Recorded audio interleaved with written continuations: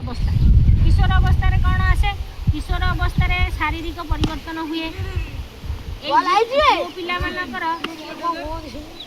किशोर अवस्था पुओ पिला शारीरिक परिवर्तन हुए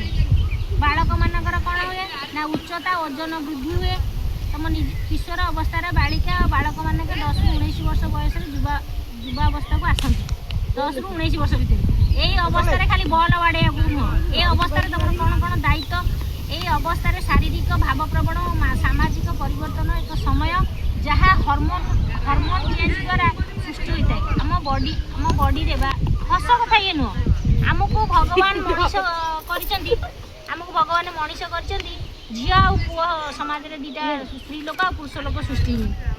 स्त्री लोक मानकर जब शारीरिक परिवर्तन हुए पुरुष लोक मानकर भी सेमती शारीरिक परिवर्तन हुए ये अवस्था शारीरिक और भाव प्रवण सामाजिक परिवर्तन एक समय जहाँ हर्मोन चेंज द्वारा सृष्टि होता है यही परिवर्तन गुड़िक शरीर को प्राप्त एक अंश विशेष यही परिवर्तन गुड़िक भिन्न व्यक्ति समय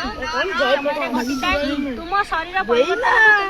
अन्य मान सहित तुलना करने उचित नहीं मन कर किए मोटा किए पतला किए डेंगा गेड़ा निज निज शरीर गठन प्रक्रिया अलग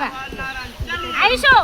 शुणुतु ना हुए ना उच्चता ओजन वृद्धि हुए चर्म तेलिया देखा जाए मुहरे गोटे गोटे पुओंकर 10 ରୁ 19 वर्ष भितर व्रण हो जाए दाढ़ी निश उठेनी शारीरिक परिवर्तन हुए कान छाती चौड़ा हुए पुओ पिला मानकर कंठ कर्कश स्वर हुए बड़ हेले टिके 10 ରୁ 19 वर्ष भितर पुओ मानकर कंठ भी परिवर्तन हो जाए विष दाढ़ी उठा सहित